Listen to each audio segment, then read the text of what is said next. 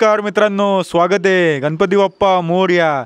मित्रांनो, गणपती स्पेशल वीकेंडचा वाढ चालू आहे, म्हणजे आपला भाऊचा धक्का। त्याच्यामध्ये आजचा रविवार स्पेशल, संडे स्पेशल असणार आहे।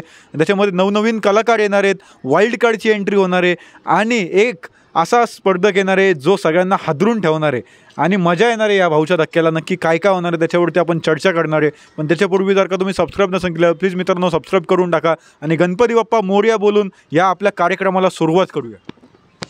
नक्की भाऊ, गणपती बाप्पा मोरया, मंगलमूर्ती मोरया।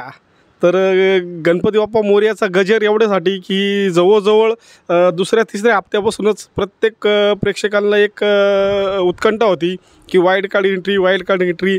मग त्याच्यामध्ये राखी सावंत असेल, आपले गौतमी पाटील असेल, अपूर्वा नेमळेकर असेल, किंवा हिंदुस्थानी भाऊ असेल, बिचकुले असतील, किंवा मग आपले अजून कोणी असतील, अशी बरीच नावं त्याच्यावरती। तर आजच्या प्रोमोनुसार असं ते बघण्यात आलेले वाईल्ड कार्ड एंट्री झालेली आहे, त्याच्यावर आपण व्हिडिओ घेऊन येणार आहे। वाईल्ड कार्ड एंट्री कुणाची झाली आहे तो व्हिडिओ तुम्ही नक्की बघा मित्रांनो। आणि दुसरी गोष्ट की घरामध्ये येणार आहे तो एक आपला पाहुणा।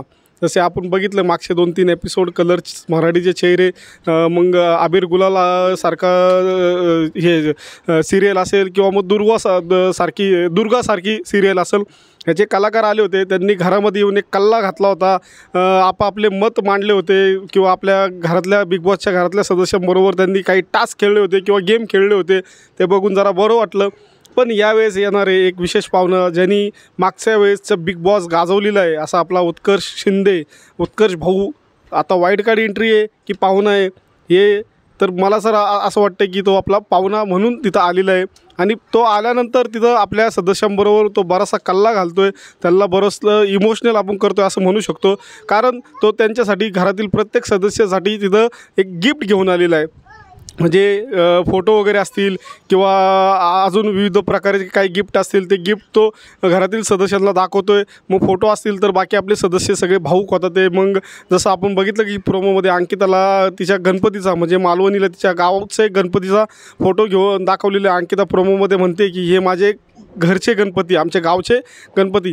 असंच आपल्या डीपी दादांच्या फॅमिलीचे फोटो वगैरे दाखवलेले आहेत, जान्हवीच्या फॅमिलीचे फोटो आहेत, किंवा इतर त्यांच्याशी जे निगडीत लोक आहेत त्यांचे फोटो दाखवून त्यांना इमोशनल केले किंवा ते इमोशनल झालेत। ते बघायला आजच्या एपिसोडमध्ये खूप मजा येणार आहे नक्कीच। आणि आपले इंद्रायणी म्हणून जे कलर्स मराठीचं जे एक सिरियल आहे इंद्रायणी, त्याचे कलाकार देखील येणार आहे भाऊच्या धक्क्यावरती। ते देखील तिथं कल्ला घालणार आहेत, हे बघायला जरा बरं वाटतंय।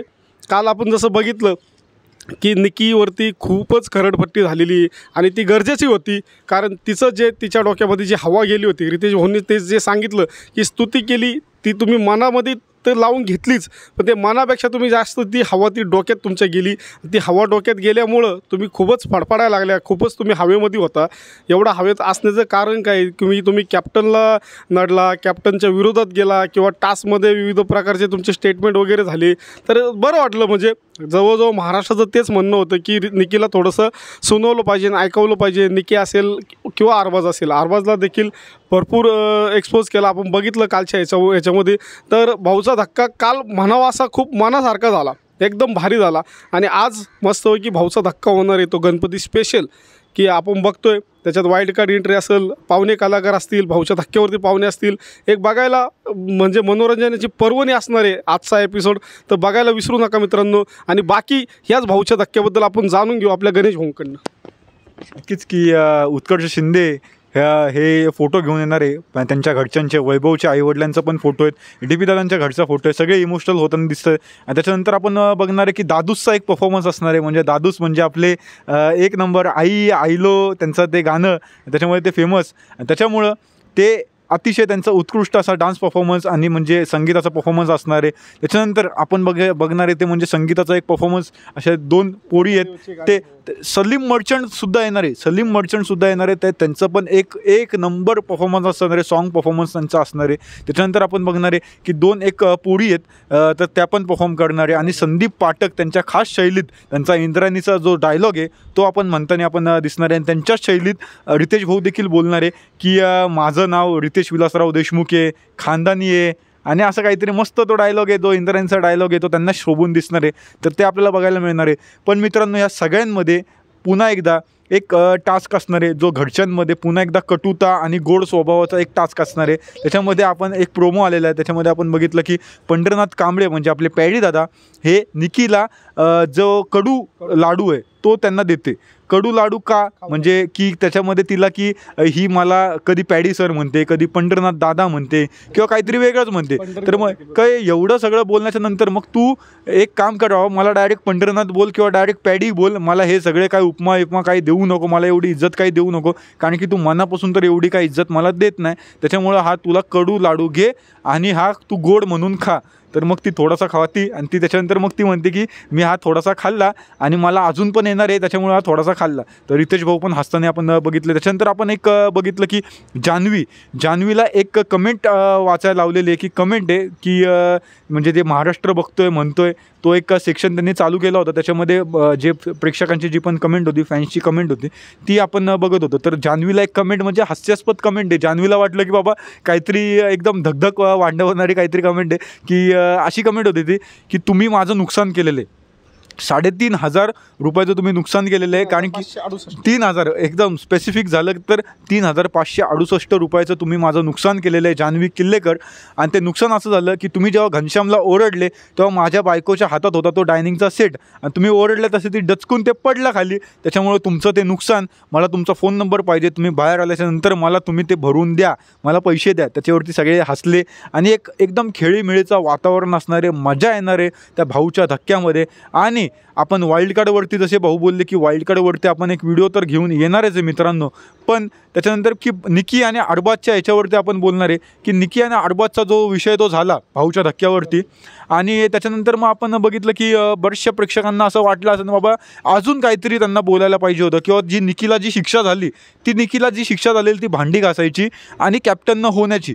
तर मग ती शिक्षा म्हणावं का तिला एक अजून काहीतरी चांगलं तिला भेटलेलं आहे, कारण की तिला भांडी घासली नाही तिने तर तिला 1 आठवडा पूर्णपणे नॉमिनेट करायची अशी शिक्षा असू शकते, किंवा मग तिला जेलमध्ये टाकायची अशी काहीतरी शिक्षा असू शकते. तुम्हाला काय वाटते? नक्कीच मला तर तेच वाटतं की निकीला जी शिक्षा दिली आहे ती शिक्षा अशी दिलेली आहे की त्याच्यात आपण बघतोय की तिच्या ती मनासारखी शिक्षा आहे. ती म्हणणार आहे की ही अशी शिक्षा मला पाहिजे होती, मला नॉमिनेट करा किंवा काय करा, मला तर काय काम करायचंच नाही आहे. कॅप्टनला नडणे किंवा कॅप्टनच्या रूममध्ये जाणे अशा प्रकारे तिच्या आपण कर्तृत्व बघितलेली आहे. तर त्याच्यामुळं असं वाटतं की निकीला त्याचा काही त्या गोष्टीचा फरक पडणार नाही आहे. त्याच्यामुळं निकीचं हे पुढं चालूच राहणार आहे.